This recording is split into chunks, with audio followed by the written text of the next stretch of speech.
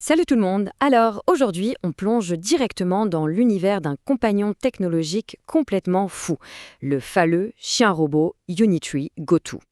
On va décortiquer ensemble les différentes façons de piloter cette petite merveille et surtout, on va voir comment rendre ça super facile à comprendre, même pour les plus jeunes. La vraie question, c'est de savoir comment on transforme ce tas de métal en un véritable meilleur ami, pas vrai? Eh bien, c'est là que ça devient super intéressant. Parce que honnêtement, contrôler cette machine, c'est presque littéralement comme jouer à son jeu vidéo préféré, ou bien tenir une sorte de laisse magique invisible. C'est fou. Allez, on passe à la première partie, la découverte de ce tout nouveau chien robot. C'est un compagnon qui a des capacités franchement incroyables. Déjà, il est équipé d'une batterie intelligente qui tient le coup jusqu'à 4h30. Ça fait beaucoup de temps de jeu sans aucune pause. Et le truc dingue, c'est qu'on peut garder le contrôle jusqu'à plus de 100 mètres de distance. Pour donner une idée, 100 mètres, c'est en gros la taille d'un grand terrain de football. Ensuite, il y a cette technologie complètement futuriste qu'on appelle le LiDAR 4D. Bon, pour l'expliquer simplement, imaginons que c'est un super pouvoir, un radar magique qui lui donne une vision à 360 degrés. Avec ses yeux invisibles, le robot détecte absolument tous les murs, tous les obstacles, et il les esquive automatiquement, donc zéro risque de se cogner.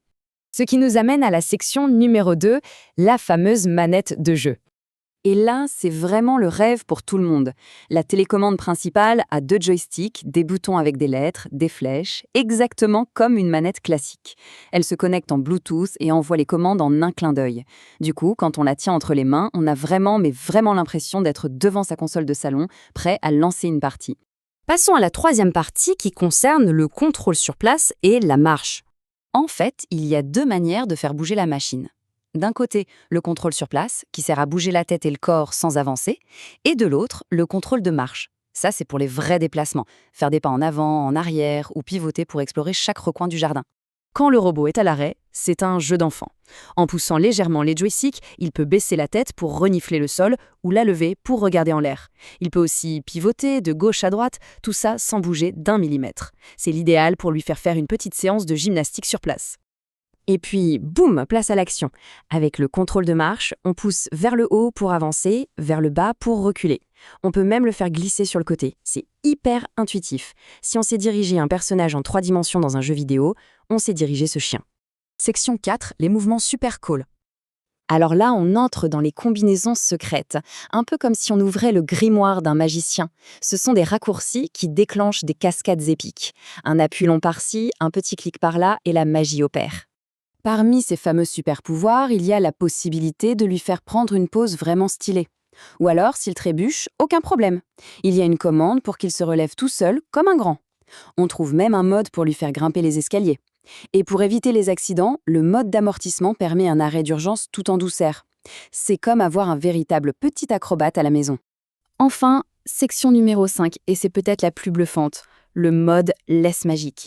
Il existe une deuxième petite télécommande, la télécommande d'accompagnement. Son rôle, dire au robot de marcher sagement à côté de son pilote, un peu comme une laisse invisible.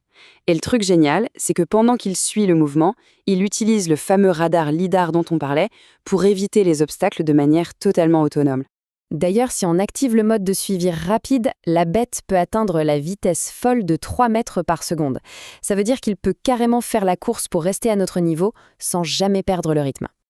Alors, concrètement, comment on l'active cette laisse? C'est super simple, il y a 3 petites étapes. D'abord, on attache la télécommande à sa ceinture. Petit détail important, il faut bien se placer à gauche du robot en regardant devant soi. Ensuite, on l'allume. Et pour finir, le moment magique, on appuie 2 fois sur le bouton M. Et là, hop, le chien se met à suivre le mouvement automatiquement.